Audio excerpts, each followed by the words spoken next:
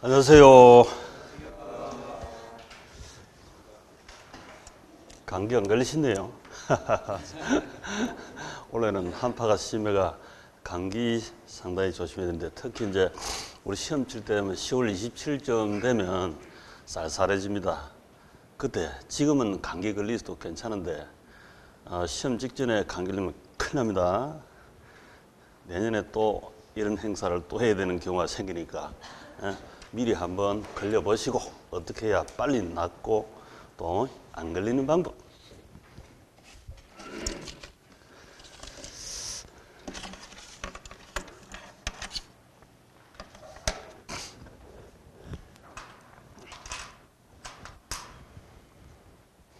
자, 오늘 215페이지입니다. 215페이지. 자, 215쪽에 투자론 지난주에 잠깐 말씀드렸습니다만은 잠깐 다시 한번 보면, 자, 투자. 우리 시험 가장 많이 출제한다. 그죠? 6문제에서 9문제. 지난해 8문제, 9문제 사실 이렇게 출제를 했습니다. 특히 이 속에서 계산형이 많다. 샤프. 계산형이 많다. 조금 계산형이 어려운데 실제 전국에 계신 우리 주부님들 특히 계산형에 엄청 약점이 많으신데 공식을 외우거나 할 필요 하나도 없겠습니다. 공식을 외우기도 엄청 힘들 뿐더러 외워가 푸시면 이게 못 풀어요. 시간 초과해서 못 풉니다. 그래서 그냥 내 생각 속도대로, 내 보는 눈빛 속도대로 그대로 풀어제껴야 됩니다. 금방 풀립니다. 그 계산형이 바로 알고 보면 득점 받치자, 시간 전략형, 일거양득이에요. 일거양득. 전혀 아마 생각 못했을 겁니다만 실제 그렇습니다. 시간 전략 할 수 있고, 우리 평균 40문제니까, 가운데별로 40문제니까 50분 풀면 1분 15초입니까? 근데 1분 안에, 보통은 다 30초 안에 다 풀립니다. 계산형은. 그 시간 전략하고, 또 계산형은 풀었다면 거의 100% 답이잖아요. 득점 받치다. 이렇게. 두 가지 일거양득, 그걸 체득하시면 고득점 하기 싫어도 그냥 고득점이 됩니다. 자, 투자론. T자, 오른쪽 왼쪽 돈이 같아. 내 오른쪽 호주머니 들어돈 만큼 왼쪽으로 돈 나게 되어 있습니다. 돈 들어온 만큼 돈 나간다. 자, T자. 내 돈 1억, 나무 돈 2억, 던진 돈 3억이다. 보통 이제 내 돈 1억 이걸 보고 이제 자본 투입하는 행위 투자인데요. 자기 자본, 타인 자본 이렇게 했죠. 자기 자본, 타인 자본.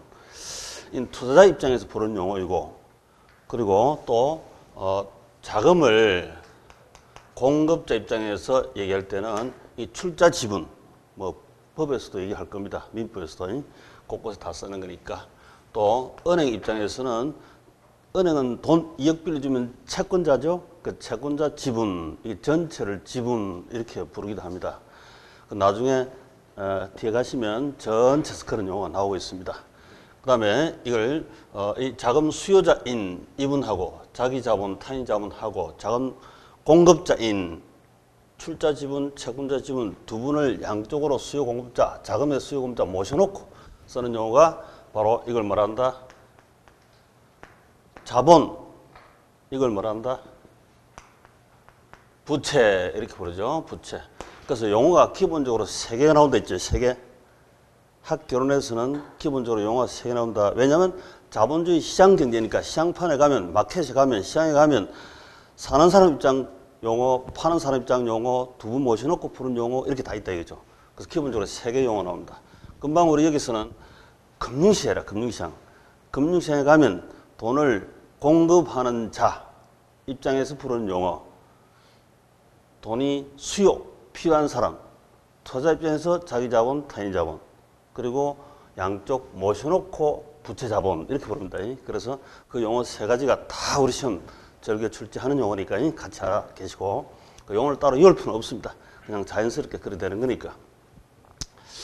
자, 이거 자기 자본 1억, 타인 자본 2억 합친 것을 더하기를 뭐라고 한다? 총자본. 또 다른 더하기를 뭐란다? 종합자본 이렇게 부릅니다. 그래서 총자본, 종합자본이 바로 뭐다? 자산이죠. 자산. 자산이 총 자본이자 1억 더하기 2억 하면 3억이 되니까 총 자본, 종합 자본, 자산 같은 말입니다. 자산은 투입한 거다. 이렇게 투입한 거다. 던진 돈이다. 그래서 이거 자본을 조달하여 뭐 조달, 원천, 유입, 수입 비슷한 용어로 씁니다. 이걸 투입한다. 사용, 지출, 투입하면 이 자산 포트폴리오 투자. 자, 그러면 너의 호주머니 얼마 있느냐? 1억 있습니다. 그럼 2억을 빌려가지고 그 다음에 3억을 투입하면 이게 돈을 투입되는 거죠. 이게 이제 조달, 오른쪽 호주머니 돈 조달, 그 다음에 사용인데 조달과 사용. 자, 돈을 버는 게 중요할까요? 쓰는 게 중요할까요? 평생 살면서 돈을 어떻게 썼느냐 하는 게 중요합니다. 세상 천지 수준노 같이 불쌍한 사람이 없다 그래요. 벌 줄만 알고 쓸 줄 모르는 사람 흔히 얘기를 하죠. 그같이 불쌍한 사람이 없대. 돈을 잘 쓰기 위해서 버는 거잖아요. 그죠? 쓰는 게 또 투자에서도 마찬가지입니다. 잘 투자하면, 포트폴리오 투자를 잘 하시면 이게 번 돈 이거 훨씬 배가 하는 수익이 리턴 돌아오게 되어 있습니다. 잘 써야죠. 잘 써야지. 100살까지 사는 게 중요한 것이 아니라 어떻게 100살까지 살았냐가 더 중요하죠. 시간 사용 이렇듯이 다 그렇습니다. 그래서 T 중에서도 내가 사용 측면이 더욱더 중요하다 하는, 그리고 우리 흔히 give and take 이런 소리 많이 하죠. give and take. 여기서는 give and return입니다. return. 뭐가 들어오냐면 투자하고 나면 과실이 들어옵니다. 과실이. 투자하고 나면 리턴, 돌아오는 게 과실인데 리턴. 그럼 이제 우리 가장 많이 쓰는 투자론에서는 리턴 하는 이게 수익이라 수익. 기부. 들어가시면 이제 리턴 돌아오는 거야. 사랑은 돌아옵니까? 안 돌아옵니까? 모르겠다. 돌아오는지 안 돌아오는지. give and take. give and return. 이 리턴이 이제 투자입니다. 투자. 경제에서는, 수요 공급에서는 팔고 사고 이렇게 give and take 이렇게 왔다 갔다 하지만 수요 공급 이건 give and return입니다. 리턴 수익 과실. 이 과실이 풍성하냐 흉작이냐 평작이냐 얼마나 풍성한지 그 계산 그거 하면 돼요. 그 계산해요. 계산형. 그래서 이게 이제 오른쪽 돈 3억 왼쪽 돈 3억 같아 이렇게 출발하지만 실제 차원은 또 다른 차원의 돈이 있습니다. 실제 두고두고 하시도록 하고. 그래서 리턴이 얼마냐 리턴 수익률 얼마냐 계산해 주면 돼. 계산. 자, 예를 들어서 간단하게 이게 3천만 원을 벌었습니다 라고 한다면 이거 3억 투자해 가지고 3천만 벌었대. 땅 3억짜리 사고 나니까 1년 후에 그 땅값이 3억 3천 된다면 3천만 원 남은 돈이죠. 그렇듯이 임대사업을 하더라도 영업수익에서 영업비용 빼고 순영업소득이 3천 남은 돈, 번 돈이다. 이렇게 하면 3억 투자해 가지고 3천 벌었으면 자, 자산 투자 수익률이 몇 프로입니까? 10%. 맞습니까? 10%. 빨리 계산하시네요. 우리 학교는 계산형 이거 세계 구하라는 시험이 제일 많이 나옵니다. 계산형. 이거 뭐 공식 이거고 자식 할 게 없습니다. 그대로 생각하시면 되니까. 10% 이건 투자론에서 3억 이거는 부동산 3억짜리니까 감정평가론에서 양쪽 다 이 3천만 원 구해서요 이렇게 출제를 하고 있습니다. 나중에 가면 이 셋 다 투자론, 셋 다 감정평가론 가장 어려운 계산형 우리 시험 범위에서 다 출제를 해요. 제일 많이 출제하는 거다. 이게 뭐 할 거 뭐 있습니까? 별거 없지. 그 다음에 이자를 예를 들어서 이자를 내가 5% 주고 돈을 2억을 빌려왔다. 2억을 5% 빌려오면 이자 비용이 얼마입니까? 2억을 5% 빌려왔으면 2억 5% 1,000만 원. 이 정도 계산 이렇게 하시면 된다니까. 자, 그러면 3천 벌어가지고 이자 비용을 1,000만 원 주고 나면 남는 게 얼마다? 2천만 원이죠. 자, 그러면 1억 투자해가지고 1억 자기 자본 투자해서 2천만 원 벌었대. 그러면 투수익률이 몇 프로? 20% 맞습니까? 20%? 20%. 이 정도 그렇게 계산하시면 돼요. 우리 시험 가장 많이 나오는 계산형이에요. 그 투자할 때는, 처음 투자할 때는 시드머니 내가 사과나무를 심어줘야 사과 과실이 달리죠. 그 과실. 3천 3천 1,000 이자 비용 주고 2천 벌었습니다. 그러면 자기 자본 투자 수익률이 20%입니다. 이렇게 됐죠. 자, 그러면 여기서 이제 자산 수익률 10%가 이자 비용 5%보다 크기 때문에 수익이 비용보다 크죠. 이게 선택 수익, 기회비용, 이놈 잡는다고 포기면 기회비용, 비용입니다. 비용 5% 이자 비용. 이게 크기 때문에 수익이 크기 때문에 비용보다 크다 이렇게 되어 있어요. 자산 수익률 10%보다도 자기 자본 수익률 20%가 플러스 10% 더 올라갔죠. 이 플러스 이걸 보고 플러스 레버리지, 정 레버리지, 부동산 투자의 장점. 이걸 장점을 해요. 장점. 부동산 투자의 장점이다. 이 장점은 어떤 장점이냐면 타인 자본, 저렴한 타인 자본을 빌려 써가지고요. 남의 돈으로 돈 벌었다는 얘기입니다. 이게 결국. 이걸 보고 이제 재무 레버리지, 재무는 돈이니까. 우리 레버리지가 재무 레버리지, 영업 레버리지 두 가지가 중요한 게 있는데 무슨 사업을 하시더라도 여기는 이제 돈을 잘 빌렸다. 타인 자본 조달을 잘했다. 이런 뜻이래. 이게. 저렴한 타인 자본. 5%짜리 빌렸으니까 이 자산 수익률이 더 크죠. 그럼 남의 돈과 돈 번 거 아닙니까? 이 차이만큼. 이걸 보고 이제 재무 지렛대, 금융 지렛대 이렇게 이제 부르죠. 자, 저 장점을 위해서 부동산은 기본적으로 담보 능력이 있기 때문에 돈을 주로 빌리잖아요. 이렇게. 그래서 부동산의 장점, 담보 차입하는 능력이 있습니다. 투자론에서 이제 핵심이 되죠. 이게 핵심이다. 투자, 자본 조달 잘했냐, 투자를 잘했냐. 요건 나중에 영업 지렛대 할 때 이게 또 나올 겁니다만은 영업 지렛대 잘했냐. 요거는 재무 지렛대 잘했다. 이런 얘기라. 두 개 지렛대가 나타납니다. 우리 영업 지렛대는 고정영업비, 변동영업비 이렇게 해서 우리 시험 나오는데 부동산은 고정영업비가 엄청 많아요. 가령 찜질방을 내가 운영하면 찜질방에 변동비, 고정비, 변동영업비, 고정영업비는 어떤 상황에서 일정하게 발생하는 게 고정영업비죠. 그죠? 부동산 예를 들어서 내가 원룸을 운영하더라도 원룸 임차인이 들어온다고 하여 추가로 투입되는 돈, 임차인이 없다고 하여 안 들어가는 돈, 이 별 차이가 없잖아요. 변동비는 별 거 없어요. 거의 고정비니까 감가상각비. 우리 각종 안에 풀옵션 같으면 풀옵션에 대한 감가상각비 이런 게 있잖아요. 그럼 임차인이 있으나 없으나 들어가는 거니까. 그래서 고정비가 어마어마하게 많기 때문에 영업지렛대가 크게 걸리고 재무지렛대 담보 능력이 있으니까 재무지렛대도 많이 걸리고 있습니다. 그래서 이게 특히 지렛대가 중요합니다. 그중에서 재무 레버리지, 영업 레버리지 둘 다 중요한데 이 영업 레버리지란 말은 우리 시험에 한 번도 출제를 안 했어요. 좀 해줬으면 좋겠는데 아마 그 산업일공단에서 출제 유치할 때 재무학 전공한 교수들 출제를 해야 이게 계산형에서 정확하게 출제하는데 그렇지 못해가 오류 출제가 종종 나타났어요. 그리고 이 영업지렛대가 출제가 안 되는 이유가 그 있지 않느냐. 그리고 이 출제할 때도 이걸 그냥 지렛대 가면 틀려요, 사실. 근데 그냥 지렛대 효과다 이런 식으로 출제를 많이 했거든요, 이게. 과거에. 그 잘못 오류 출제입니다.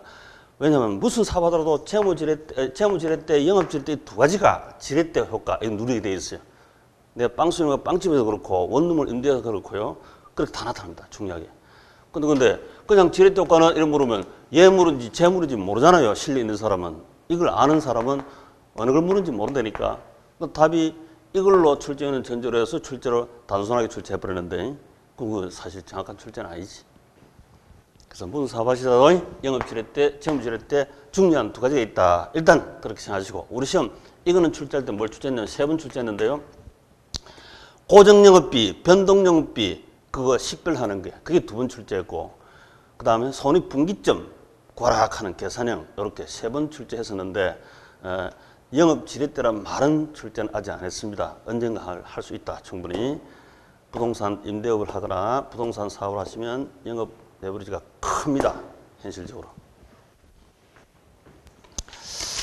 자, 그래서 한 장 넘겨 보시면 216페이지. 자, 216페이지. 216쪽에 저 아래 동그라미 1, 2, 3. 자, 동그라미 1 보시니까 정해 재무지렛대 보입니까? 정해 재무지렛 때 요게 장점 앞에다 장점 이렇게 써놓으실 거야. 장점. 금방 제가 저 계산형을 해봤습니다. 총 자본 수익률 이렇게 돼 있죠. 자, 총 자본이 뭐다? 자, 216쪽에 저 부동산 투자의 장점 아랫부분에 보면 종류 동그라미 1, 2, 3, 1, 2, 3 보이죠? 맨 밑에서 바로 위에. 자, 청해 재무지렛 때 요거 부동 투자의 장점의 장점. 그 장점 이렇게 써놓으시고 장점. 널리 할 점이다. 길게 널리 할 점이다. 장점. 장점. 총 자본 수익률이 저당 수익률보다 크면 결과적으로 자기 자본 수익률이 크다 이렇게 돼 있지. 그 부동호를 암기를 해서 그 하는 것이 아니라 바로 T를 통해서 자연스럽게 이렇게 해야 됩니다. T를 통해서 우리가 전 세계 정말 투자 기절한 분들도 요즘 기재 아닌 분도 그렇게 하지만 워런 버핏이라는 분이 삼성전자를 재무제표 분석할 때 20초 만에 분석해요. 20초 만에. 제일 먼저 뭘 보냐면 자산 수익률이 이자 비용보다 크냐 이것도 제일 먼저 봅니다. 그러고 나면 야 주가가 폭등할 수도 있다 이렇게 판단한다고 바로. 뭐 세부적으로 이 안에 속에 있는 거 이게 중요한 게 아니라 총체적 전체를 간파해야 되거든요. 전체 숲을 먼저 봐야 되니까. 자산 수익률이 크면 이자 비용이 적으면 자기 자본 수익률이 자산 수익률보다도 더 올라간다니까요. 많이 올라가면 아주 풍성하면 플러스 레버리지가 큰 것이고 적게 올라가면 플러스 레버리지가 좀 적게 올라갈 뿐이지. 그 판단을 제일 먼저 한다니까. 이게 부동산의 장점, 단점. 일반 기업에서도 마찬가지입니다. 일반 기업에서도 돈을 빌려서는 부채 없는 기업은 거의 없죠. 거의 뭐 100% 가까이 부채가 있다라고 보셔야 되는데, 근데 돈 벌어가지고 수익률이 10%인데 이자 비용이 만약에 15% 되면 이자 비용도 나중에 불감당이 되죠. 세 번 연체하고 하면 부동산 쪽에서는 NPL 카드는 NPL. 경매는 할 수도 있죠. 그지? 부동산에서는 우리 NPL 카드, Non-Performing Loan. 대부를 빌려가지고, 대부 빌리가 Non-Performing. 이자 갚는 걸 실행 못한다 이런 뜻이라. 우리 NPL 경매 이런 요리 많이 합니다. NPL 경매, 경매 넘어갈 수도 있지. 이게 지나치면 이제 좀비 기업으로, 좀비 부동산으로 바뀝니다. 이자도 오랫동안 감당 못하면 그 사실 부실 채권일 뿐만 아니라 이제 좀비 부동산으로 바뀌는 거지. 그럴 수도 있다. 자, 그래서 그 총자본. 자, 총자본은 자기 자본, 타인 자본 더한 것을 총자본을 했는데 그게 뭐다? 자산이죠, 자산. 자산 수익률이, 자산 투자 수익률이 이자 비용보다도 크면 자기 자본 수익률이 당연히 크다. 자산 수익률보다도 크고 이자 비용보다도 크다 이 말입니다. 그 말입니다. 그 옆으로 하지 말고 T로 이렇게 다시 적어놨어요. 이게 가장 빠르고 또 그림 이미지 단순 정치하면서도 기억하기 쉽습니다. 자, 크면 크다 이렇게 돼 있죠. 여기 장점입니다. 장점. 그다음 보시면 2번에 부재무지렛대효과. 요건 적다. 자산 수익률이 이자 비용보다 적으면 당연히 자기 자본 수익률이 이자 비용보다도 적고 자산 수익률보다 적어집니다.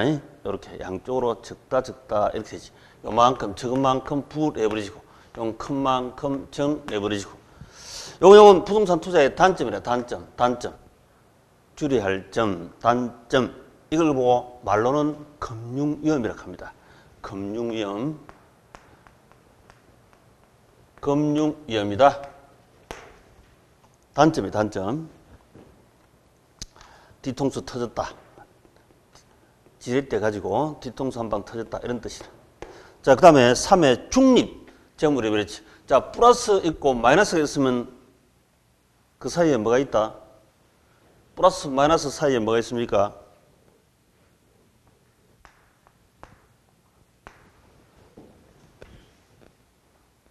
산수 많이 했잖아요. 산수. 플러스 마이너스 사이에 뭐가 있습니까? 알면서 또 동료식에 그냥 플러스 마이너스 사이에 뭐가 있다? 같다? 같아? 아, 같아. 아, 수익과 비용이 같으면 얼마입니까? 제로. 그래, 0이 있죠, 0. 제로. 그게 바로 이제 중립 레벨.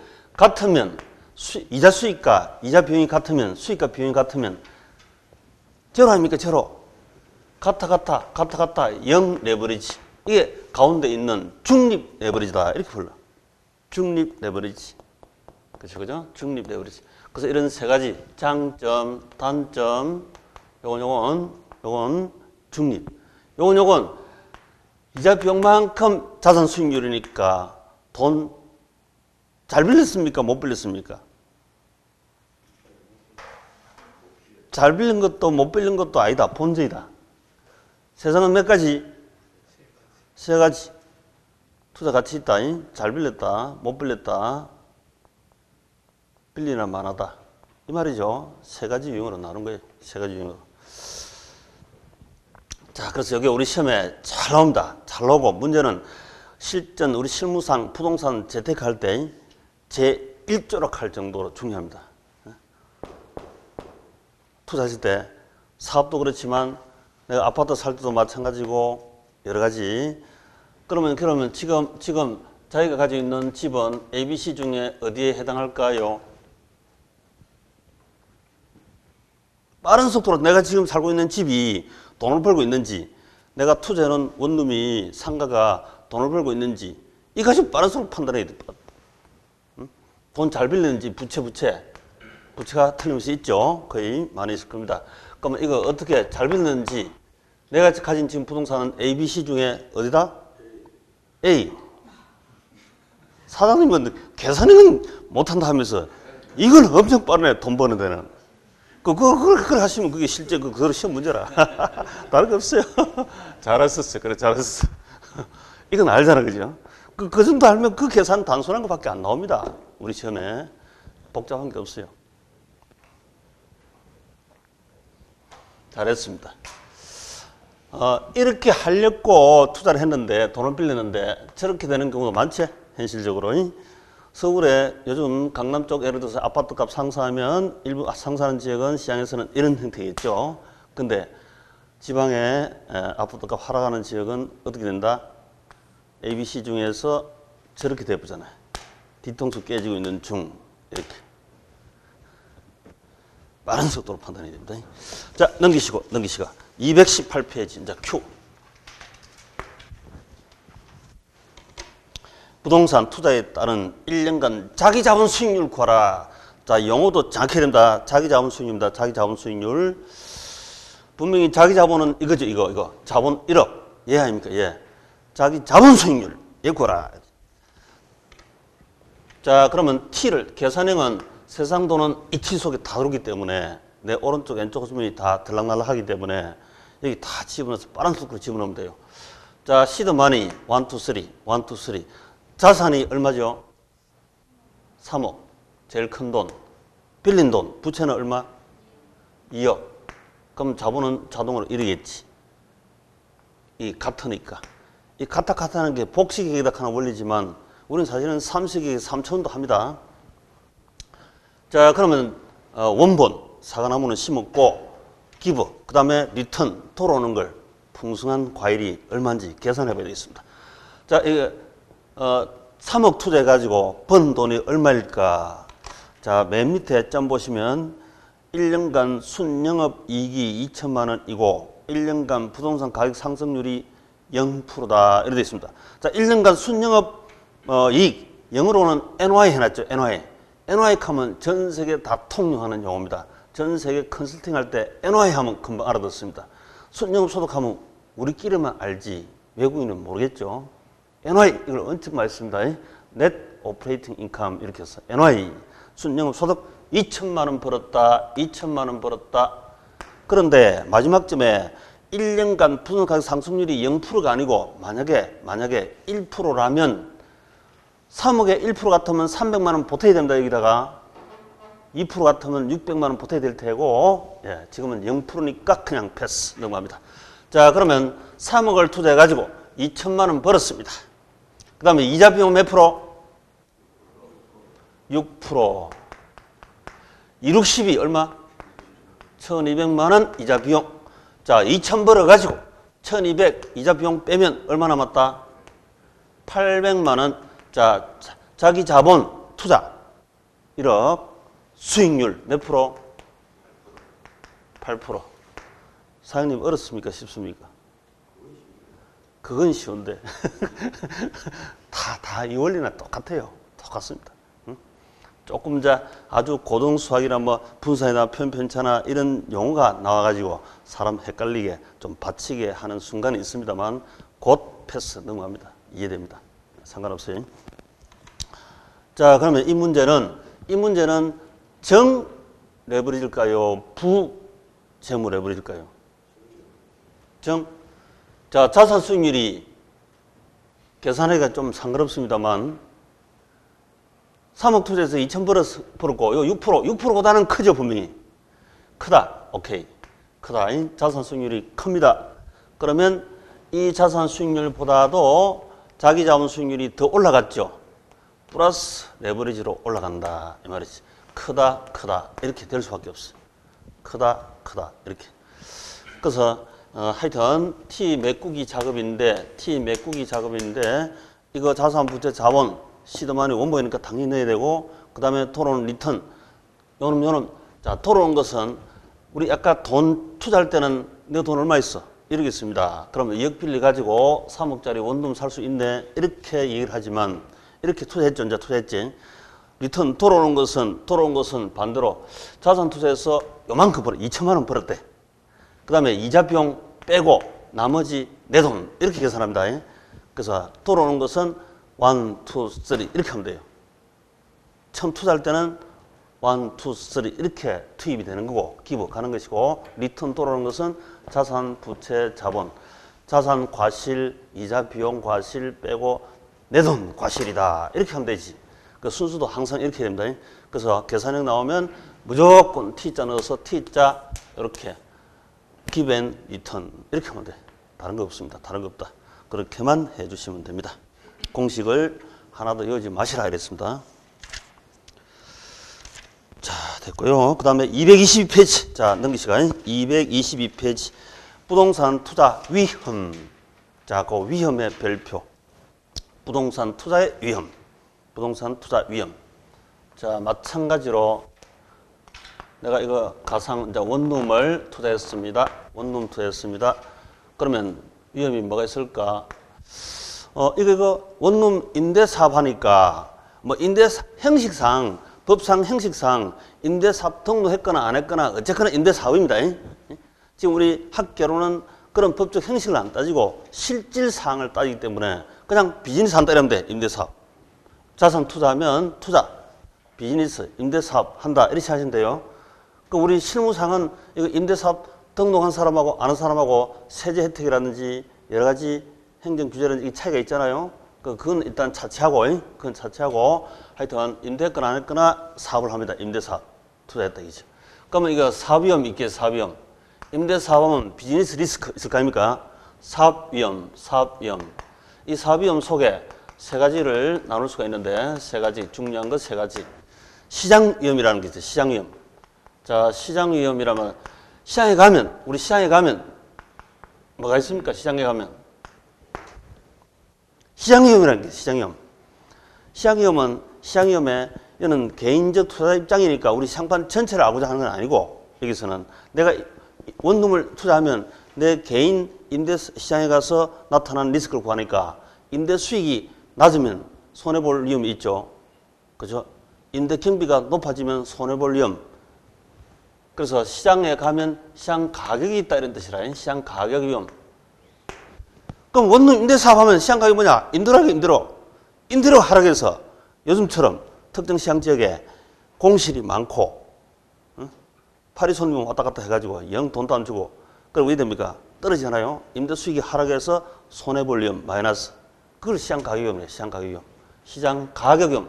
꼭 가격 넣어주고요. 시장 가격. 개인 차원에서는 시장 가격이 중요하지. 전체 우리가 시장판 전체를 연구할 때는 수요 공급 이게 중요하지만, 그 다음에 영업위험 두 번째 그 책 밑에 따라 내려가면서 한번 봅시다. 영업위험 보입니까? 영업위험. 자, 이 영업위험은 이 영업위험 앞에다가 뭘 넣어야 되냐면 고정영업비 이랬 쓰면 돼요. 고정영업비. 거기다 살짝 껴보시고 시장 뒤는 가격이란 말을 쓰고 그 다음에 영업위험 요거는 고정영업비 이렇게 쓰시고 그 223페이지 사업상 위험 비즈니스 리스크 속에 시장 동그라미 1 시장 위험 있잖아요. 그 시장 뒤에다가 가격 이렇게 쓰시고 그 다음에 2 운영위험이라고 되어 있죠. 영업위험입니다. 영업위험. 고정영업비 이렇게 딱 써놓으시면 돼요. 고정영업비 때문에 나타나는 리스크입니다. 고정영업비, 변동영업비 분해하는 것도 우리 시험 나왔다 이랬습니다. 근데 그거는 상식이 풍부하지 않더라도 찾을 수 있습니다. 답을 찾을 수 있어요. 암기하는 속성은 없다. 그 다음에 위치위험. 자, 위치위험 보이죠? 위치위험. 그 위치위험 그 밑에다가는 입지 선정 실패 이렇게 적어 놓으시고 입지 선정 실패. 내가 원룸을 임대업을 하는데 어느 위치에 원룸을 취득했냐에 따라서 위험이 판하게 차이 나버리죠. 역세권에 있으면 임대가 잘 된다. 예를 들어서 방이 꽝꽝 공실의 집 빡빡 찬다. 공실의 집 방만 빡빡 차도 돈 벌잖아요. 원룸이 그죠? 공실 때문에 이게 임대료도 낮춰줘야 되고 애를 먹지. 그 역세권에 위치 좋은 쪽에 가면 당연 입지 선정 실패할 경우가 없고 성공 가능성이 높죠. 그래서 이거는 위치 잘못된 선택, 입지 선정 실패로 인해서 손해볼 위험이다. 이렇게 꼭 딱 적어 놓으시고. 그 다음에 다음 유동성 위험이다 하는 게 있는데 유동성 위험.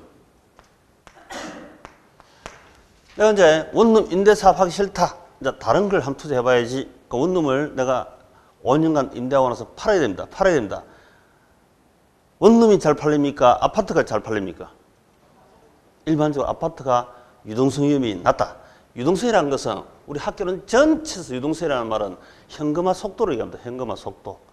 유동성 위험이 낮으면 유동성 위험이 높고 현금화 속도가 빠르면 유동성 위험이 낮은 겁니다. 현금화 속도가 빠르면 당연히 유동성 위험이 낮은 거죠. 자, 은행 예금하고 주식하고 부동산하고 셋 중에 유동성 위험이 가장 낮은 것은 예금, 주식, 부동산 중에서 예금이 현금화 속도가 제일 빠르죠. 찾으면 되니까. 카드 긁으면 되니까 그냥 쓰면 되니까.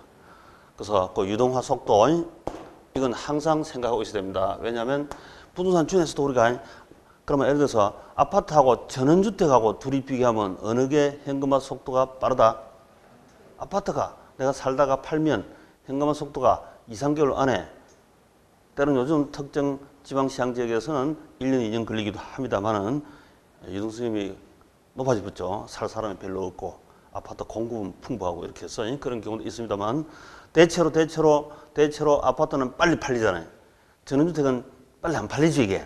1년, 2년 갈 수도 있습니다. 그래서 전원주택 투자할 때는 투자성을 투자할 때는 이 유동성임을 감안하여 투자해야 됩니다. 당연하지. 그 다음에 이제 부채 쪽에 이 자산, 부채 쪽에 금융위험, 아까 했죠? 금융위험. 부레버리지, 요놈이 생기고, 금융위험. 부재무지렛대. 뒤통수 터지는 거죠. 그 다음에 인플레 위험 하는 게 있는데, 인플레 위험. 자, 인플레 위험. 인플레 이미 다 아시죠? 인플레라는 것은 장점은 보유 이익이 나오는 것이 장점인데 인플레 위험이다 이 말은 자 우리가 변동금리로 차입했을 때는 아까 저 돈 2억을 빌리면 고정금리, 변동금리 이렇게 빌릴 수 있잖아요, 그죠? 변동금리, 고정금리 빌릴 수 있습니다. 변동금리 차입했을 때는 인플레가 나타나면 금리가 일반적으로 상승합니다. 그러면 인플레가 나타나면 이건 부동산 투자의 장점인데 그 이면에 단점인 변동금리가 상승해서 이자를 더 많이 줘야 되는 게 이게. 이자 비용이 크다 이 말이야. 이자 비용 많이 주면 손해올 위험. 그걸 보고 인플레 위험 이렇게. 인플레 위험. 그래서 인플레 위험. 자, 처음 하신 분 약간 어렵겠지만 그거 가만히 따져보시면 그렇겠다 하는 상식적으로 그냥 판단할 수 있고 반복만 해주시면 돼요. 반복만 해주시면 돼요. 인플레 위험 어렵습니다만 용어상은 인플레가 나타나면 금리가 상승한다 하락한다 변동금리. 나중에 우리 금융을 가서 또 합니다. 그죠? 여러 번 반복하죠. 금융을 가서 하고 또 반복하고 이거 자체도 반복 많이 하고 하니까 상관없는데요. 인플레가 나타나면 변동금리 상승한다. 일단 그렇게 하고 넘어가서 패스하겠습니다. 나중에 또 설명하더라고. 그 다음 이제 법적 위험입니다. 자, 법은 시장판 전체에 미치는 법은 공법이 영향이 크겠습니까? 사법, 민법, 상법이 크겠습니까? 시장판 전체에 영향을 미치는 것은 공법 영향이 크겠죠. 근데 개별적으로 맨날 소송 붙고 법원에 찾아가고 공중에서 같이 갈 때 많잖아요. 소송할 때 들어봤습니다. 그러면 그런 것은 사법이겠지. 공법, 사법. 법이 나에게 공법, 사법 유리하게 움직일 때는 이익이지만 불리하게 움직이면 마이너스 아닙니까? 그래서 불리하게 움직여서 손해볼 위험. 이게 법적 위험이라, 법적 위험. 법적 위험. 그래서 금방 했던 이 내용이 시험 나오는 거고 내용을 알아야 합니다. 옛날에는 한 번에 뭐 포트폴리오 위험, 다음 중에서 부동산 투자 위험 아닌 것은 내가 사업 위험, 유동성 위험, 금융 위험, 인플레 위험, 법적 위험 이거 아닌 용어 포트폴리오 위험 아니다 이렇게 시험 나온 적 있는데 그렇게 단순 암기 용어로 출제한 무리 속에 암기해서 출제하는 그런 거는 앞으로 또 지양될 것이고 그런 건 안 나오니까 신경 쓰지 마시고요. 이 용어를 이용하려고 하지 마세요. 그 뜻을 개념을 살짝 가지고 계시면 됩니다. 그 개념이 우리 시험 나오는 거니까. 통째로 또 앞머리 따서 다 외운다고. 앞머리 머리털이 지금 많이 빠지는 거 봐서 벌써. 작년부터 외워가지고. 자, 그 다음 넘기시고 수익률 나왔습니다. 자, 수익률.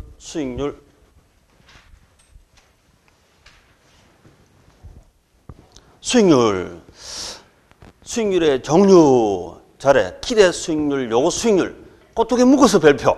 매년 출제.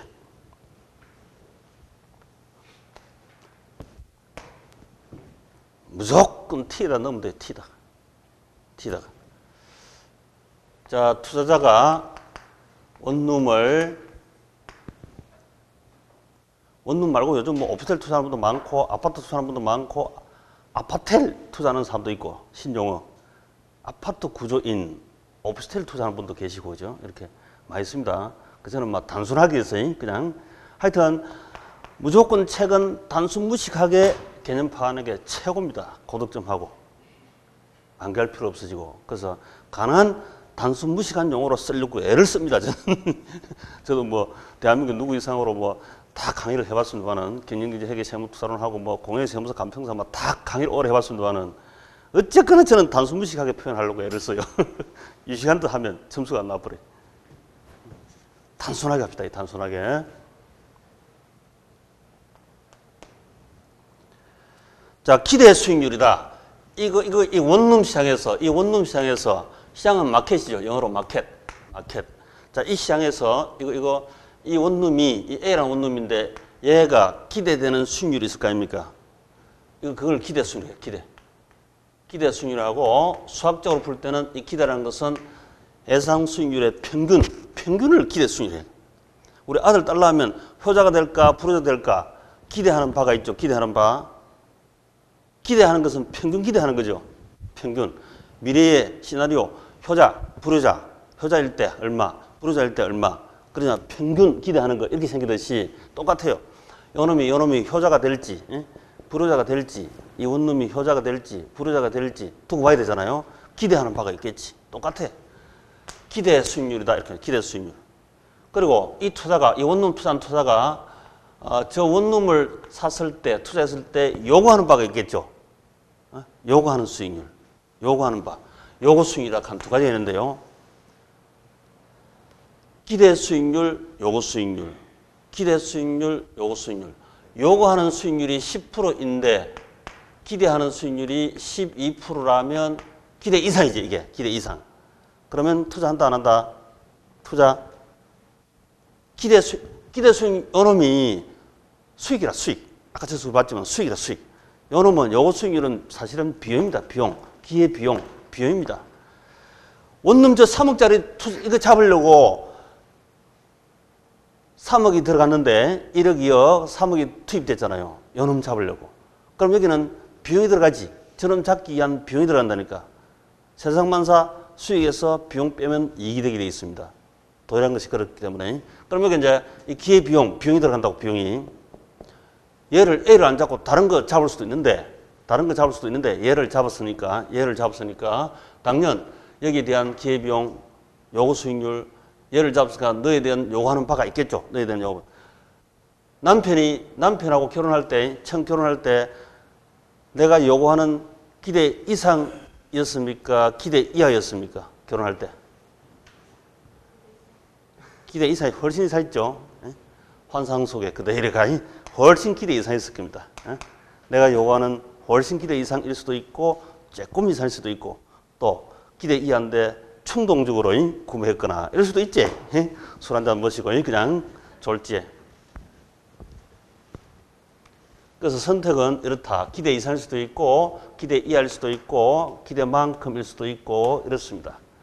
근데요 내가 남편한테 많이 요구하는 게 좋다, 적정 요구하는 게 좋다, 적게 요구하는 게 좋다.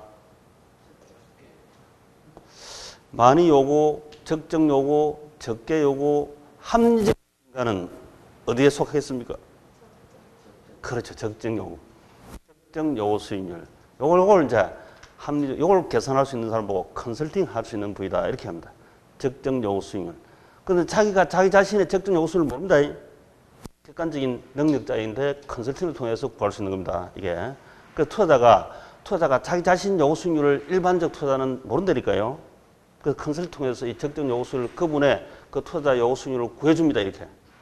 그래서 당신은 10%대 컨설팅을 통해서. 이게 이제 컨설팅이라 컨설팅. 이게 아까 봤지만 자기 자본 1억, 타인 자본 얘기를 했잖아요. 타인 자본은 은행에 명시된 이자가 많이 보이잖아요. 명시자고. 이거는 묵시자인데 이 묵시적 이자 이게 요구 수익률이 훨씬 높습니다. 리스크가 크기 때문에 항상 리스크에 대한 요구 수익률이라고 합니다. 위험에 대한 요구 수익률. 그 위험부터 먼저 알아야 되는데 그래서 이거 두 개 다 가중치 합치가 구하니까 10%다 이런 뜻이라. 컨설팅을 통해서 구할 수 있는 거지. 그럼 이제 12% 기대 이상이다. 그럼 이 부동산 잡아도 좋다. 잡았습니다. 잡으면 이게 수익이고 이게 비용이니까 수익에서 비용 빼면 플러스가 나오겠지. 기대 이상이면 플러스가 나왔습니다. 플러스. 그럼 결론적으로 이 부동산은 기대 수익률이라는 것은 이건 이 기대 수익률은 이 시장으로부터 기대하는 수익이니까 너도 나도 누구라도 기대하는 기대 수익률입니다. 객관적 수익률. 시장판에서 기대되는 것은 시장판의 수요 공급자 모두 다가 인정하는 객관적 수익률입니다. 이게. 그리고 그 다음에 이 요구 수익률은 이거 A 원룸을 사는 사람 이 투자죠. 이거 요구 수익률은 주관적이다, 객관적이다. 우리 주부님들이 남편에 대한 요구하는 바가 다 같습니까? 다릅니까? 다 틀리죠. 다 다르지. 주관적이지, 주관적이지. 너무 많이 바라지 마세요. 너무 많이 바라면 사달랍니다. 남편한테 기대 수익 돈 많이 벌어오라니까 어떤 사람이 벌어줄 때가 자기 몰래, 부인 몰래 비트코인 투자했다가 지금 쫓겨나게 생겼잖아. 그런 대박을 노리신다니까 남편분들이. 가만히 그 원인을 보면 부인이 돈 칸 바람에 그렇게 많더라고. 집을 그러지 마세요. 그러다 대박 칠 수도 있지만 쪽박 가능성이 높기 때문에 좀 유의하자 이런 얘기지. 그렇다면 이 부동산은 기대 이상이니까 시장판을 읽어보니까 이거 사는 사람이 많아지겠지. 이게 수요자가. 사는 사람이 많고 파는 사람이 적을 거 아닙니까? 괜찮으니까. 수익률이 높으니까. 그러면 이 원룸 가격이 올라간다 내려간다? 수요자가 많습니다. 사는 사람이 많으면 이 3억짜리가 3억 1천, 3억 2천, 3억 3천 가격이 점점 상승하겠죠. 그러면 내가 3억에 전에 살 수 있었는데 3억 2천, 3억 3천 더 주고 사면 기대 수익률 남는 돈이 올라갑니까? 내려갑니까? 이게 이제 시험 문제라. 이게 시험 문제. 자, 다시 한번. 이거 사는 사람 많으면 당연히 가격이 올라가죠. 시장 가격이. 3억에서 3억 1천, 3억 2천, 3억 3천 올라간다고. 그럼 더 비싸게 살수록 남는 돈이 커집니까? 적어집니까? 비싸게 삽니다. 비싸게 삽니다. 살 때 싸게 사야 됩니까? 비싸게 사야 됩니까? 싸게 사는 게 장땡이죠. 좋잖아요. 싸게 사야 뭐 남는 게 많지. 근데 점점 비싸게 살면 안 좋잖아요. 그러니까 수익률이 떨어집니다. 여기 시험 문제라. 기대 수익률이 하락합니다. 이래야 되는데 기대 수익률 상승한다 하면 땡 틀려. 그렇게 현재 출제를 한다 이지. 이미 했었고 우리 기출문제. 그럼 기대 수익률이 하락한다. 12%에서 11%, 10.5%, 10% 이렇게 해서 결국에는 균형 수익률까지 하락하더라. 이게 결론이라. 높으면 하락합니다. 당연하죠. 우리 비싸면 시장에 가면 시장 가격이 비싸면 가격이 떨어지잖아요. 싸면 가격이 올라오죠. 원리가 똑같아요. 다 똑같은 놈이야. 그래서 이게 기대 수익률이 높으니까 하락하는 거지 뭐 결론은. 그 하락하는 걸 말로 이렇게 그 원인을 이렇게 개별적으로 설명할 수 있더라 이 말입니다. 비싸면 떨어지는 거죠. 높으면 내려가는 거지. 낮으면 올라가는 것이고 마찬가지라. 그래서 이걸 보고 이제 균형에 도달한다 이렇게. 그럼 수익이 10%고 비용이 10% 같으면 이건 빵이지 빵. 이 빵이 바로 균형이다 균형. 이건 초과 이윤이고 이건 정상 이윤이고 반대로 가면 손실이겠죠. 손실도 올라가서 결국에는 정상 이윤으로 가고 또 초과 이윤은 내려가서 결국에는 다 소멸하면 정상으로 돌아가는 과정입니다. 지금 전부 다 우리 책이 민법도 그렇지만 다 정상으로 가는 과정입니다. 정상으로 가는 과정. 비정상을 공부를 하잖아요. 비정상을. 정상으로 가는 과정. 정상과 비정상 차이. 그걸 학습하는 거니까. 그래서 그 기대 수익률만 한번 읽어봅시다. 기대 수익률은 투자로 인해서 기대되는 예상 추정 수익률의 평균. 예상 추정 수익률의 평균. 이 기대는 예상 수익률이 여기 12% 나온 게 예상 수익률이 20% 나올 수도 있고 가능해서 14% 나올 수도 있고 10% 나올 수도 있습니다.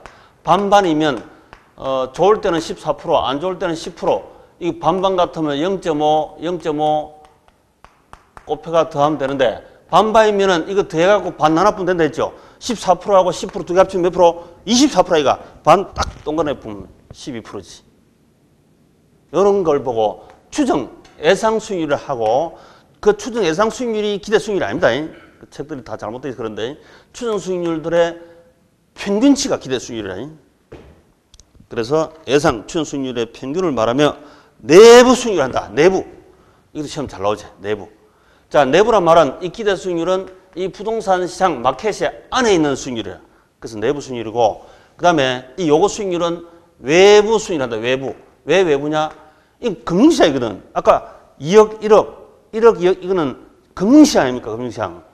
원룸은 부동산 시장이죠. 부동산 안에 있는 내부 수익률. 쟤는 밖에 있는 금융시장. 외부 수익률이다. 이렇게 불러요.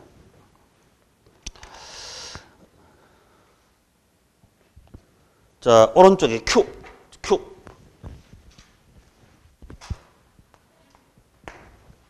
계산식이 막 계속 나오는데 절대 어려워하지 마세요. 어려워하지 마세요. 계산형은 5번만 반복하면 그 누구도 풀 수 있습니다. 근데 한 2번만 했어도 이미 간파를 해서 한 번만 해도 간파를 해서 이해를 하는 분들이 전국에 가반수고 실제로. 근데 가반수가 아니라 나는 계산형이 약점이 많은 분이 되어서요. 5번 반복해야 확실히 빠르게 10초, 20초 안에 풀 수 있다. 이런 경우가 있습니다. 그래서 이론형은 20, 30번 반복해야 돼요. 20, 30번. 그래서 시험 문제 풀어놓고는 나는 맞다고 했는데 나와보면 틀린 게 많다고. 근데 이건 계산형 풀었다 하면 거의 100% 맞는 거니까. 첫 번째, 자, Q. 가상적인 아파트 투자 사업에 대해서 미래 경제 환경 조건에 따라서 추정된 수익률의 예상치가 아래와 같다고 가정할 경우 기대 수익률이 얼마냐? 그러니까 그 밑에 보니까 비관일 때는 4%, 정상일 때는 8%, 낙관일 때는 13% 이런 것들이 다 추정, 시나리오별 추정 수익률들이거든요.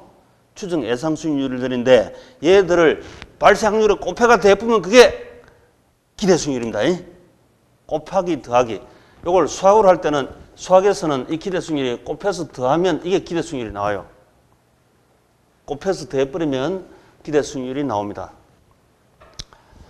그 왜 그런지 처음 할 때는 단순 기계적으로 갈지 모르겠지만 아시는 분은 그 뜻을 금방 파악합니다. 그래서 당연히 곱해서 더해야 되구나 하고 이렇게 알 수가 있죠. 자, 보시면 일단 수익률 4%, 그 다음에 8%, 또 몇 프로입니까? 13%.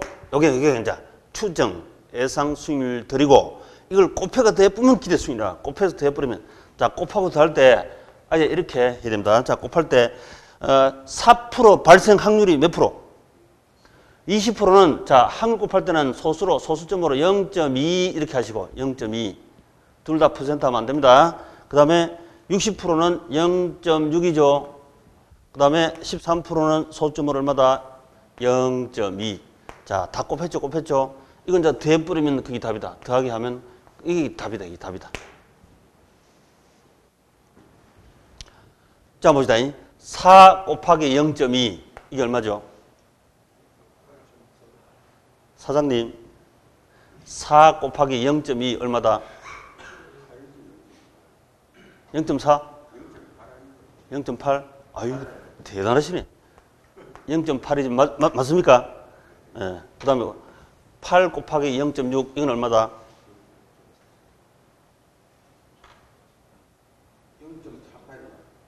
0.48? 피자 8개 60%는 몇 개? 아, 그렇지. 4.8개죠. 4.8개. 그 다음에 13 곱하기 0.2 이건 얼마다? 26?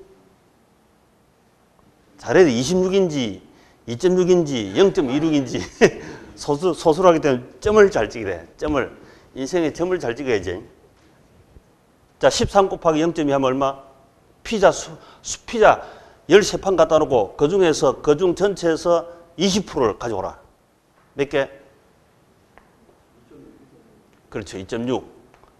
이렇게 가져오라. 이런 뜻이지.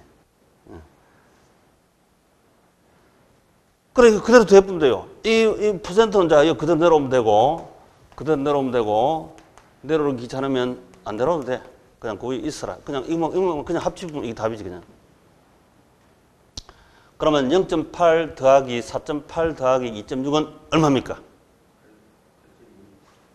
빠르시네. 그 저를 잘하면서 그래. 8.2% 방법은 앞으로 이제 정규 과정으로 한 10번 반복하게 되니까 자동으로 됩니다. 자, 요 이제 앞에 예상 수익률은 그대로 수익률이니까 퍼센트 써주고 뒤에 있는 거 쓸 때는 이렇게 바로 소수점으로 쓰는 습관 들으시기 바랍니다. 이 퍼센트 쓰지 말고 왜 그러냐면 이게 4% 곱하기 20%가 이렇잖아, 그죠? 이것하고 지금 같은 거지. 4%에 20%가 얼마입니까? 이렇게 물으면 얼마 이게? 4%에 20%는 얼마다?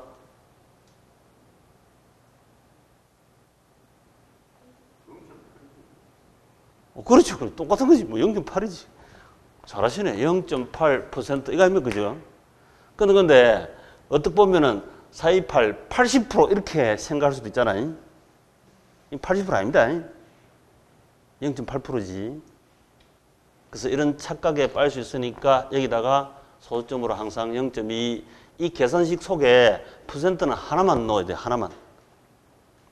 그래야 하나만 뒤따라 나오면 되니까.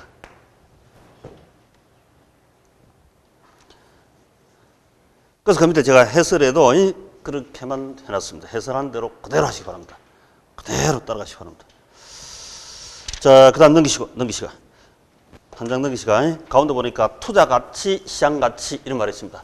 투자가치, 시장가치.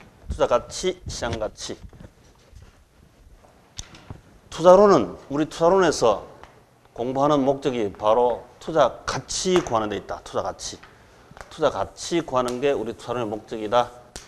자, 투자 가치란 것은 투자자마다 가치관에 따라서 같아, 다르다. 기본적으로 우리가 일상으로 가치란 것은 나의 가치관, 너의 가치관, 친구의 가치관, 동생의 가치관, 부모님의 가치관 다 다르죠. 주관적입니다. 주관적. 투자 가치도 똑같아요. 주관적이다. 주관적이다. 주관적인 가치. 주관적인 가치. 그 다음에 시장 가치라는 게 있는데 시장 가치. 자, 시장에 가면 이 마켓. 시장에 마켓이 되죠. 시장에 가면 시장에 사는 사람 파는 사람이 많죠. 전부 다 가치가 얼마다 하는 그 가치예요. 그래서 이거는 객관적 가치라. 시장 가치라는 것은 객관적이에요. 객관적. 시장판에 모두가 판단하는 가치니까. 투자 가치는 투자마다 다르지만 시장 가치는 시장 수요 공급자, 이 시장 수요 공급자니까 수요 공급자들이 판단하는 가치니까 객관적이겠죠. 그치? 시장 전체, 전국에서 다 판단하는 가치니까 객관적이죠. 그러면 이 시장에 갔다 이 말이야. 시장, 그러다가 이렇게 하면 영어로 한번 써놔봐요. 프라이스, 이 시장 가격이라 시장 가격. 이 투자 가치는 밑에다가 영어로 밸류 이렇게 써놔요. 밸류. 실제 나중에 우리 밸류하고 프라이스하고 직접 시험 출제 많이 합니다. 시험 출제 안 하는 영어는 안 씁니다. 시험 출제하는 영어만 제가 쓸 거니까 제가 쓴 영어는 그대로 써야 돼. 자, 밸류하고 투자 가치하고 프라이스. 이 프라이스는 시장에 가면 시장 가격이 나오잖아요. 맨날 우리 경제론 할 때 수익선은 뭐다? 수익선은 가격이고 수평선은 뭐다? 수량이고 늘 상했죠. 시장에 가면 시장 수요 공급량과 시장 가격이 항상 있다고. 이 시장 가치는 프라이스라 프라이스. 시장 가격. 그럼 사는 사람은 투자자는 이 시장에서 시장 가치 내가 만약에 3억짜리 원룸을 샀습니다. 그럼 투자 가치는 3억보다 크다 적다? 투자 가치가 시장 가격 3억 주고 샀죠. 3억보다 이 밸류가 클 때 삽니까? 적을 때 삽니까? 클 때 4억의 가치가 있으니까 사는 게 이게. 시장에서 3억 주고 프라이스, 시장 가치 3억 주고 샀는데 그보다 더 큰 가치가 있으니까 샀겠죠. 투자 가치는. 그건 낮은 데 샀다 하면 잘못된 선택이지. 낮은 데 샀다. 낮은 거 사는 경우도 있어요. 가치가 없으면 사는 경우도 있어요. 그거는 이면에 보면 뭔가 에러가 많이 있는 상태입니다. 불가피하게 자금 빼돌리기 위해서 손해보면서 산다든지 뭐 이상한 물건 있잖아요. 사는 사람들. 그런 경우도 있죠. 현실은. 그래서 투자 가치가 커야 투자한다. 이 두 개만. 그리고 또 이거 나온 김에 하나 더 보면 코스트가 있어요. 코스트. 자, 이 사람이 이거 2억 주고 산 땅을 3억 받고 시장에서 팔았대. 그럼 자기도 남았지 일단. 그 다음에 산 사람은 시장에서 3억 주고 사는데 자기는 3억 이상 가치가 있으니까 산 거 아닙니까? 그래서 윈윈, 너 좋고 나 좋고 이렇게 기본적 거래를 해야 된다 이 말이지. 그래서 우리가 부동산도 코스트하고 원가하고 시장 가격하고 프라이스하고 그 다음에 투자자의 밸류하고 이 3차원 가지고 계속 공부합니다. 어디에 있어라도. 감정평가론 가도 이 세 개를 가지고 계속 공부할 겁니다. 자, 별것도 아무것도 아니고 당연하고. 자, 오른쪽에 우측에 투자자의 태도 중에서 위험 회피형. 자, 위험 회피. 제가 지난 12 수업할 때 이 부분 좀 했기 때문에 제가 진도상 좀 빠른 속도로 진행할 겁니다. 투자로는 좀 패스를 빨리 하겠습니다. 자, 이 세 사람 중에 위험 회피형 별표하시고 위험 선호형, 위험 중리형 세 사람 중에서 누가 합리적, 일반적, 이성적 투자자겠습니까? 위험 회피해 이제. 꼭 별표 치는 게 당연하지. 마지막 셋째 줄에 내려가시면 공격적 투자자, 보수적 투자자 있죠. 꼭 별표하시고. 자, 그럼 이렇다. 우리가 저위험이면 저수익이다, 고수익이다. 고위험이면 고수익이다, 저수익이다. 몰라요. 몰라요. 자, 위험은 높은데 수익이 낮을 수 있다, 없다? 있죠. 현실적으로 당연히 있습니다. 자, 위험이 낮은데 수익이 높을 수 있다, 없다? 현실은 다 있습니다. 현실은 모든 상황이 다 있다니까요. 근데 위험이 낮은데 수익이 높으면 이 대박이죠, 대박. 이 완전히 대박이잖아, 대박. 초과이온이지. 그럼 이거 먹으러 너도 다 들어오게 되면 결국에는 수익률이 점점 중수익, 저수익이 떨어지겠죠. 그래서 저위험이면 저수익이다 이러면 이제 균형을 찾아가는 거야. 균형. 저위험이다 저수익이다 이러면 빵 되는 거예요. 빵. 그리고 고위험 저수익이다. 현실은 있다 없다. 많죠.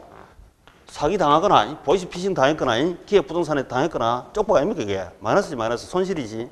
많다니까. 엄청 많다니까. 그러면 이런 시장은 빠져나오는 사람이 많죠. 이제 혼쭐나고 다시는 안 해. 그거 빠져나온다니까. 빠져나오는 사람 많으면 당연히 고위험은 점점 저수익이 아니고 수익이 점점 높아져서 고수익으로 가서 균형에 도달하게 됩니다. 균형에 도달하면 이게 빵이라 빵. 정상이라 정상. 현실은 비정상이 많습니다. 그렇죠? 전 세계. 당연하죠. 뭐 온통 시장뿐만 아니고 정치고 뭐 다 그렇죠. 비정상이 많은데 그래서 우리가 그거는 정상인 상태에서 얘기할 뿐이야. 교과서에서 단순하게. 그래서 교과서는 복잡하다 단순하다. 너무 단순하다니까. 교과서 같이 심플하고 단순 무식한 게 없어요. 현실은 안 그래요. 자, 그런데 그럼 이제 그래서 교과서를 그 단순한 교과서를 이해 안 되면 안 되죠. 근데 교과서만 보면 뭐 띵 바치가 이해가 안 돼. 왜 그런지. 교과서가 다 그렇게 써놨습니다. 자, 그러면 공격적인 투자자는 뭘 투자합니까? 예주, 그죠? 공격적인, 공시. 보수적인 사람은 투자한다. 예, 그거 알고 계신데, 이 가지고 전 투자 판단, 은행 가도 공적인 사람, 보수적인 사람, 정권 주식사, 정권 투자에도 공정 보수적인 사람, 이 판단해가지고 자산 포트폴리오를 구축해주게 돼 있으니까. 자, 그 다음 그 밑에 위험과 수익 상충 관계이면서 비례 관계다. 그것도 별표. 위험, 수익, 상충. 상충이란 말이 서로 뭐 충돌한다 이런 뜻이겠지. 떠오르다는 말로 우리말로 표시하면 이율배반적이다 이런 말이에요. 이율배반적이다. 이런 말을 할 수도 있겠는데 집에서 추운 날 라면 하나 끓여가지고 자기 좋아하는 라면을 탁 끓이시가 뭐 파를 많이 넣든 계란 넣든 뭐 하여튼 떡라면 넣든 뭐 하여튼 맛있게 끓여가지고 이불 탁 뒤부수고 텔레비 보니까 재밌더라. 텔레비 자기 좋아하는 영화 뭐 이런 거 쫙 보고 있으면 즐겁지. 근데 라면을 끓여 먹고는 식어놔야 될 거 아이가. 자기가 끓여 먹어야 될 거 아이가. 자기 끓여서 동생한테 다 시키고 그 또 설거지도 지가 안 하고 동생한테 시키고 그 이율배반입니까? 이율배반 아닙니까? 원래 그래 한다고. 맞습니다. 그런 사람도 있고 그래야 인생은 불평등으로부터 평등, 불공정부터 공정으로, 비정상으로부터 정상으로 가는 과정 이런 게 생기는 거죠. 현실은 뭐 별 케이스가 다 나타나니까. 그 말씀도 맞는데, 자 그런데 이게 수익이 많이 먹고 싶으면 위험을 많이 감수해야 됩니까? 위험이 적은 상태에서 고수익을 먹어야 되겠어요. 아이고 생각이야 뭐 저위험이고 뭘 먹고 싶다? 고수익을 먹고 싶죠. 그건 환상이죠, 환상. 근데 이런 것도 현실에 있긴 있어요. 그치? 문제는. 그래서 이게 이제 자기가 합리적 의사결정에서는 도달할 수 없고 운이 좋거나 애니멀 스피릿, 동물적 충동 이게 이런 애니멀 스피릿에서 베팅하다 보니까 운이 따르기도 하고 이런 거지. 내가 로또 복권 당첨 100% 된다고 샀습니까? 아니잖아요. 840만 분의 1이야. 근데 내가 1등 당첨됐어. 책보따리 당장 걷어가 조용하게 나겠지. 그거는 벌써 럭키, 운이 랜덤하게 럭키 이게 많이 떨어졌잖아요. 그죠? 그런 상황이지. 그래서 인간은 최종 애니멀 스프레스로 베팅 투자한다. 이렇게 얘기를 하죠. 케인스가 얘기한 사람 했으면 경제 어머니 얘기한 말이면은 그렇게 베팅합니다. 이렇게 하고 싶지만 그게 안 되죠. 자, 정상이라는 시장을 가정했을 때는 이렇게 나올 수밖에 없잖아요. 정상일 때는 저위험, 저수익밖에 없다니까. 고위험, 고수익 이거밖에 없지. 그래서 고수익을 먹고 싶으면 위험을 더 많이 감수해야 된다, 적게 감수해야 된다. 많이 감수할 용의가 있어줘야 되는데 위험은 낮으면서 수익은 많이 먹고 싶다. 이게 이율배반이라는 뜻이야. 이율배반이라는 뜻이라. 지는 남을 이불 속에 들어앉아가 따끈따끈한 이불 속에 영화를 보면서 자기 보고 싶으면 그 동생한테 맨날 씻고 청소하라, 라면 끼로하라, 계란 넣어라, 파 넣어라, 파 많이 넣어라, 뭐 이런 소리를 다 하고는 김치도 가져와라, 또 시킨다고 이렇게. 그럼 설거지도 안 하고. 그게 이율 배반이라는 뜻이라. 그럼 형은 저희형 고수익이잖아. 동생은 고형 저수익 쪽박이지. 에이, 미치겠네. 그게 이율 배반이다. 그래서 이게 위험은 낮을수록 좋은데 고수익 먹으려면 고위험을 감수를 해야 됩니다. 그게 서로 상충, 상쇄, 상반 관계다, 이율 배반이다. 이런 얘기 쓰는 겁니다. 내가 맛있는 거 많이 먹으려면 설거지를 많이 해야 되죠. 그지? 만찬을 부려놓고는 자기 설거지 안 하려고 하면 말이 안 되는 소리야, 이거. 그런 얘기. 요건 이제 위험이, 그래서 이걸 가지고 위험이 낮으면 수익률도 낮고 위험이 높으면 수익률도 높다. 자, 이 화살표 방향을 잡아야 된다. 인생은 방향이다. 자, 이 화살표 방향이 같은 방향으로 갑니까? 반대 방향으로 갑니까? 같은 방향. 이건 이제 비례. 이렇게 시험 나와요. 위험과 수익이 반비례 하면 X 틀려버려요. 그렇게 해서 시험 종종 나옵니다. 비례. 제가 플러스는 비례다. 동일한 방향이다. 시장에 가면 우상향 공복서이다. 계속 이렇게 나온다 했죠. 플러스 방향이냐 마이너스 방향이냐. 자, 이거는 플러스입니다. 플러스. 그 다음 점대 요구 수익률이 나왔는데 요구 수익률. 자, 아까 투자자의 요구 수익률이 가상환자 10%였습니다. 근데 이 요구 수익률도 워낙 중요하니까 둘로 나눠 가지고 이분포로 나눠서 분을 합니다. 무위험 수익률, 위험 할증률 이런 말이 있지. 무위험 수익률은 리스크 프리 이렇게 해서 영어로 출제하기도 합니다. 괄호너가 무위험률을 리스크 프리, 리스크 위험이 프리 없다 이 말이지. 그 다음에 위험 할증률을 리스크 프리미엄 이렇게 우리 프리미엄 소리 많이 쓰죠. 위험 프리미엄 이렇게 괄호해서 출제도 잘 합니다. 무위험 수익률과 위험 할증률 두 개를 구성한다. 자, 이 무위험 수익률이 뭐냐면 이 무위험 수익률이 바로 정계금 이자, 국공채 이자율 이런 겁니다. 정계금 이자, 국공채 이자. 이 대형치로 출제하기도 하고 많이 씁니다.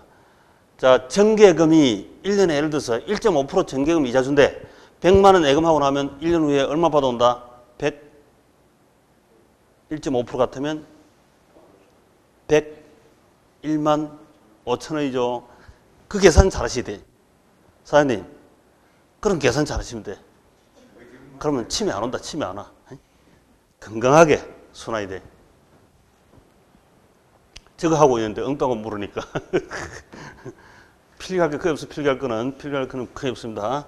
자, 필기가 나중에 요약집에는 이거보다 훨씬 더 자료가 나오니까 전혀 걱정하지 마시고 그냥 이해하는 측면 별표 한번 쳐보고 줄만 찍찍 꺼보고 그렇게 넘어가 따라오시면 돼요. 자, 정계금 이자, 국공채. 은행이 1년 만에 1.5% 정계금 준다고 중간에 파산 위험이 있다 없다? 없으니까 확실한 무혐 이렇게.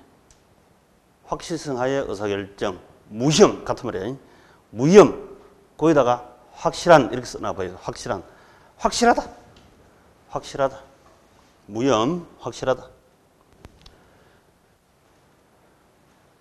그래서 이걸 보고 100만 원 은행에 예금하고 1년 시간 비용, 시간 기다려주면 101만 5천 원 받기 때문에 시간 비용만 투입하면 돼요. 시간 비용.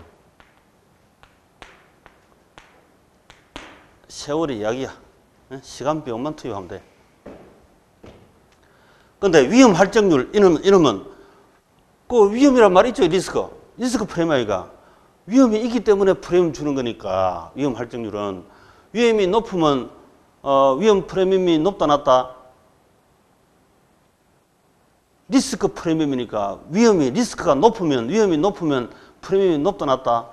당연히 높지. 예? 위험이 낮으면 리스크가 낮으면 프리미엄이 높다 낮다? 낮죠. 그 당연한 말이야. 말 그대로 해석하면 돼. 그대로. 고위험일 때는 고 리스크 할증료, 저위험일 때는 당연히 저 프리미엄 요구한다. 이러면 돼. 요거는 위험 비율을 한다. 위험 비용. 말 그대로야. 위험 대가로 위험이 높으면 많은 걸, 위험이 낮으면 적은 프리미엄. 위험에 대한 대가다. 이렇게 하는 거야. 리스크 프리미엄. 그 영어로 기억하는 게 편합니다. 위험이 높으면 리스크 프리미엄을 많은 걸 요구하고 위험이 낮으면 위험 프리미엄을 적게 요구한다. 이렇게 일상에도 그래 써도 돼요. 자, 그 정도만 하고 자 넘어갑니다. 패스. 자, 다음 페이지 Q 보시면 Q. 다음은 부동산 투자 위험과 수익 관계를 설명하고 있다. 바르게 설명되고 있지 못한 것은 자 X 3번 투자자의 요구 수익률에는 위험 할증률 리스크 프리미엄이 포함되지 않는다. 도리도리 틀렸죠. 자, 요구 수익률은 투자자의 요구 수익률은 당연 위험 프리미엄이 포함됩니다. 그렇죠? 무위험 투자 돈 생기는 쪽쪽 은행에 정기예금 하는 사람은 이거는 진정한 투자가 아니다. 투자란 것은 감당할 수 있는 리스크를 프리미엄을 안고 베팅하는 이게 투자지. 투자 왕 이렇게 되지.